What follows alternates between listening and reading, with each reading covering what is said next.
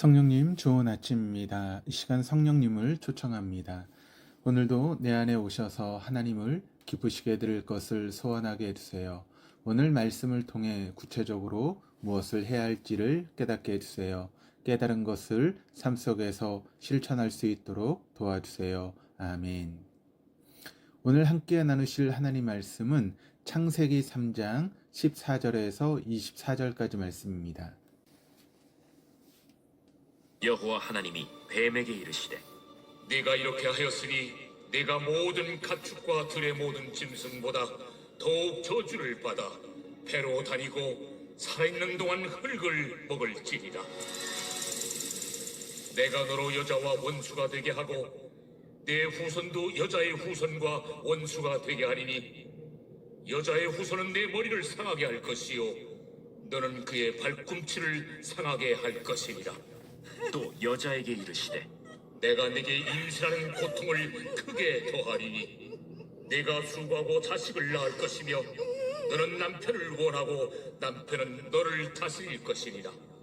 아담에게 이르시되 네가 네 아내의 말을 듣고 내가 네게 먹지 말라 한 나무 열매를 먹었은즉 땅은 너로 말미암아 저주를 받고 너는 내 평생에 수고하여야 그 소산을 먹으리라. 땅이 내게 가시덤불과 엉겅퀴를 낼 것이라. 네가 먹을 것은 밭의 채소인즉 네가 흙으로 돌아갈 때까지 얼굴에 땀을 흘려야 먹을 것을 먹으리니 네가 그것에서 취함을 입었음이라. 너는 흙이니 흙으로 돌아갈 것이니라. 아담이 그의 아내의 이름을 하와라 불렀으니 그는 모든 산자의 어머니가 됨이더라. 여호와 하나님이 아담과 그의 아내를 위하여 가죽옷을 지어 입히시니라. 여호와 하나님이 이르시되 보라, 이 사람이 선악을 아는 일에 우리 중 하나같이 되었으니 그가 그의 손을 들어 생명나무 열매도 따먹고 영생할까 하노라. 여호와 하나님이 에덴 동산에서 그를 내보내어 그의 근원이 된 땅을 갈게 하시니라.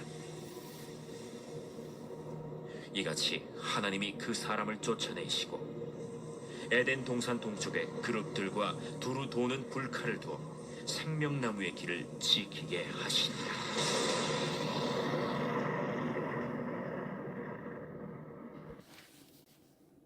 14절이 이렇게 기록을 합니다.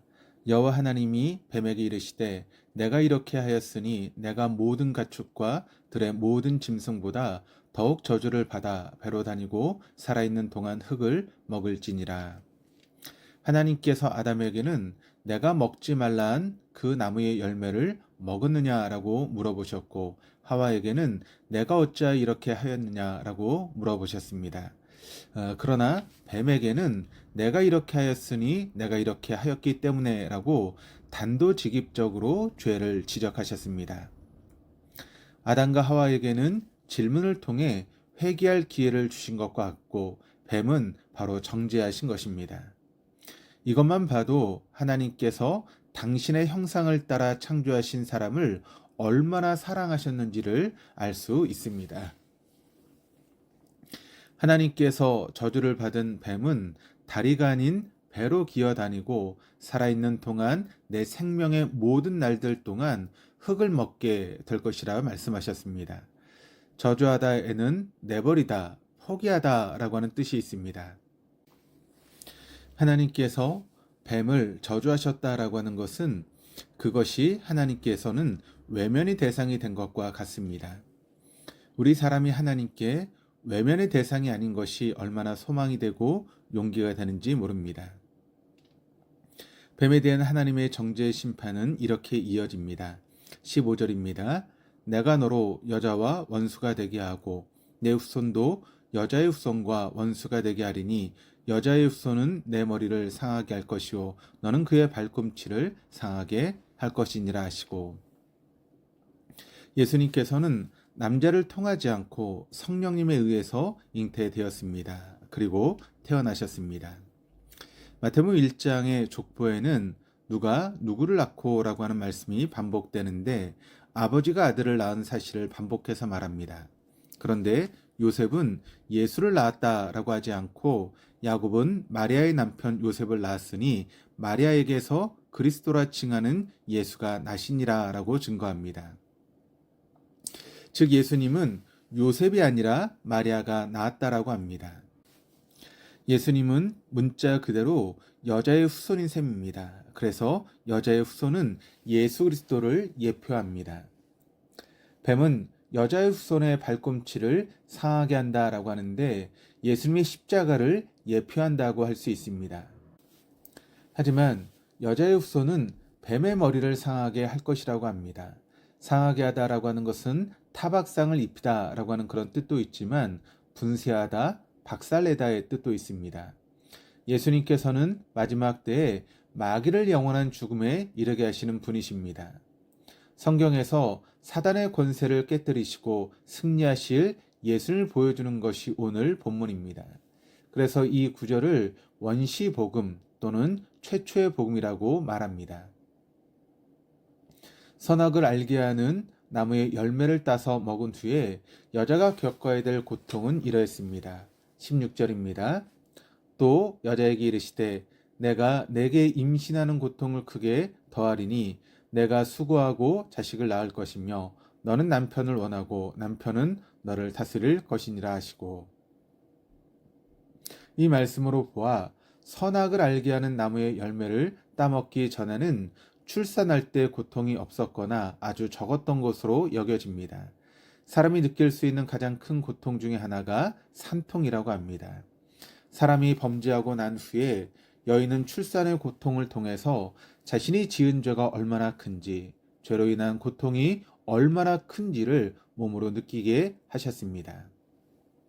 물론 출산 자체가 죄인 것은 결코 아닙니다. 하나님께서는 출산을 통해서 하나님의 역사를 이어오셨습니다. 또한 너는 남편을 원하고 남편은 너를 다스릴 것이다 라고 하는 이 말씀이 새번역이 이렇게 번역을 합니다. 내가 남편을 지배하려고 해도 남편이 너를 다스릴 것이다. 또 공동 번역 성서는 이렇게 번역을 합니다. 남편을 마음대로 주무르고 싶겠지만 도리어 남편의 손아귀 위에 들리라. 아담과 하와가 처음 창조되었을 때는 내 뼈 중에 뼈요 살 중에 살이라고 고백했습니다. 지금은 살이라고 하는 단어가 유쾌하게 들리지 않지만 이 말의 의미는 너는 나다 라고 하는 의미입니다. 굉장히 친밀한 관계였습니다. 그러나 죄를 범하고 나니 서로 지배하려고 관계가 전락하고 말았습니다. 우리가 죄를 범하면 처음에는 우리가 짓는 죄를 지배하는 것처럼 보이지만 후에는 우리가 범한 그 죄가 우리를 지배합니다. 선악을 알게 하는 나무의 열매를 따서 먹은 후에 남자가 겪어야 될 고통은 이러했습니다. 17절 18절입니다. 아담에게 이르시되 내가 내 아내의 말을 듣고 내가 내게 먹지 말라 한 나무의 열매를 먹었은즉 땅은 너로 말미암아 저주를 받고 너는 내 평생에 수고하여야 그 소산을 먹으리라. 땅이 내게 가시덤불과 엉겅퀴를 낼 것이라. 내가 먹을 것은 밭의 채소인즉. 아담과 하와가 범죄 후에 하와가 느껴야 될 고통은 단기간이었지만 아담은 평생의 수고를 해야 했습니다. 19절입니다. 내가 흙으로 돌아갈 때까지 얼굴에 땀을 흘려야 먹을 것을 먹으리니 내가 그것에서 취함을 입었음이라. 너는 흙이니 흙으로 돌아갈 것이니라 하시니라. 얼굴에 땀을 흘려야 해서 얼굴이라고 하는 단어의 문자적인 뜻은 코입니다. 우리가 밭 같은 데서 열심히 일을 하다 보면 땀이 처음에는 이마에 송글송글 맺히다가 어느 순간 뺨을 타고 흘러내려가기도 하고 눈썹을 타고 내려와 눈에 들어가기도 합니다. 그러다가 코 허리를 타고 내립니다. 그 모습을 지금 표현하는 것입니다. 그렇게 수고의 땀을 흘려야 한다라고 하는 것입니다. 그래서 결국에는 흙에서 왔기 때문에 흙으로 돌아가게 될 것이다 라고 합니다. 본래 죽음을 맛보지 않아도 되었지만 범죄 이후에는 죽음에 이르지 않는 존재가 얻게 되었습니다. 20절입니다. 아담이 그의 아내의 이름을 하와라 불렀으니 그는 모든 산자의 어머니가 됨이더라.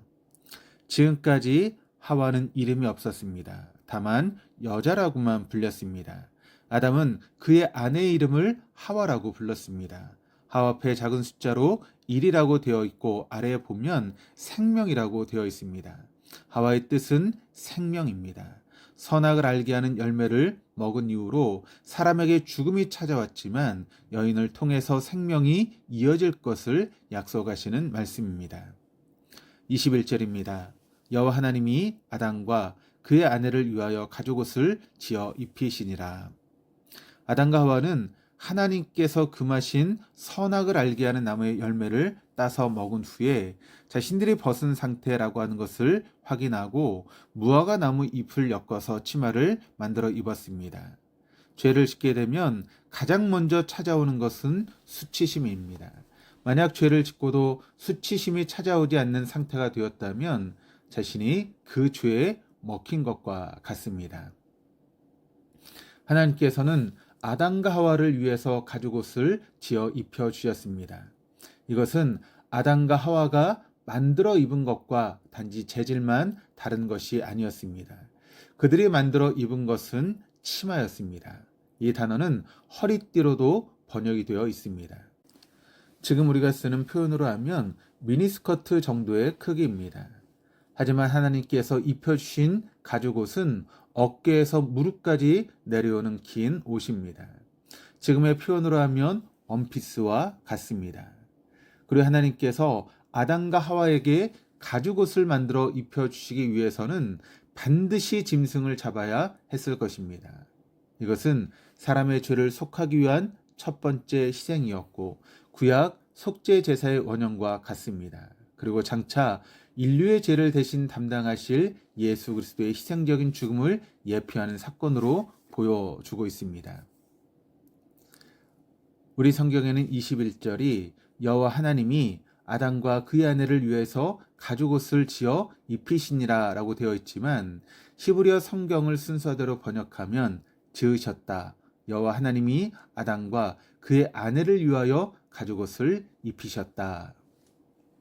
하나님께서는 천지 만물을 창조하시듯이 가죽옷을 지으셨고 그 옷을 입혀 주셨습니다. 하나님께서 이 모든 것을 주관하신 것을 강조하는 것입니다. 즉 사람이 죄에서 벗어날 수 있게 되는 것은 자신의 능력이 아니라 하나님의 역사라고 하는 것입니다. 마지막 22절에서 24절입니다. 여호와 하나님이 이르시되 보라 이 사람이 선악을 아는 일에 우리 중 하나같이 되었으니 그가 그의 손을 들어 생명나무 열매도 따먹고 영생할까 하노라 하시고 여호와 하나님이 에덴 동산에서 그를 내보내어 그의 근원이 된 땅을 갈게 하시니라. 이같이 하나님이 그 사람을 쫓아내시고 에덴 동산 동쪽의 그룹들과 두루 도는 불칼을 두어 생명나무의 길을 지키게 하시니라. 아담과 하와는 더 이상 에덴 동산에 살지 못하게 되었습니다. 소위 신락원 하게 된 것입니다. 그리고 에덴 동산의 문도 닫혔습니다. 그런데 성경의 마지막 장인 요한계시록 22장에 보면 복락원에 대해서 말합니다. 그가 수정같이 맑은 생명수의 강을 내게 보이니 강 좌우에 생명나무가 있어 12가지 열매를 맺되 달마다 그 열매를 맺고 그 나무 잎사귀들은 만국을 치료하기 위하여 있더라. 마치 계시록과 창세기가 서로 연결된 것 같습니다. 그래서 성경 전체의 내용은 신락원에서 복락원까지라고 할 수 있습니다. 이 말씀에서 중요한 것은 에덴 동산에는 선악을 알게 하는 나무의 열매만 있는 것이 아니라 생명나무 열매도 있었다라고 하는 것입니다. 하나님께서는 사람이 생명나무의 열매를 먹으며 영원한 생명을 누리기를 원하셨습니다. 하지만 아담과 하와는 생명나무의 열매를 선택하지 않고 선악을 알게 하는 나무의 열매를 선택했습니다. 그 결과는 모든 인간에게 죽음이 찾아왔습니다. 우리는 본래 첫사람 아담에게 속하여 죽음이 왕노릇하는 권세 아래에 있었습니다. 하지만 이제는 마지막 아담이신 예수 그리스도께 속하여 생명이 왕노릇하는 권세에 속하게 되었습니다. 우리에게 그렇게 해주시기 위해서 당신을 십자가에서 찢으셔서 우리를 그리스도로 옷 입게 해 주셨습니다. 이것을 가슴 깊이 새긴다면 우리의 삶에는 감사가 끊어지지 않을 것이요, 우리의 삶이 영과 진리로 드리는 예배가 될 것입니다. 이 은총이 사랑하는 우리 동덕의 모든 교우들 가운데 있기를 주님의 이름으로 축원합니다. 기도하시겠습니다. 하나님 아버지, 우리 인간의 대표인 아담과 하와가 뱀의 유혹에 넘어지고 말았지만 하나님께서는 여자의 후손을 통해서 마귀의 권세를 깨뜨릴 것을 약속해 주시고 아담과 하와를 위해서 친히 가죽옷을 지어 입혀주신 것을 확인했습니다. 또한 아담과 하와가 생명나무의 열매가 아니라 하나님께서 금하신 선악을 알게 하는 나무의 열매를 따서 먹는 오판을 하고 그로 인해 신락원하고 말았지만 우리에게 주님께서 약속해 주시는 복락원, 새하늘과 새 땅을 소망하게 해주심도 감사합니다. 오늘 하루도 우리에게 영원한 생명의 가죽옷을 입혀주시기 위해서 십자가에서 피를 흘려주신 주님을 목적 삼고 살아가는 한날 되게 하옵소서. 감사드리며 예수 그리스도 이름으로 기도합니다. 아멘.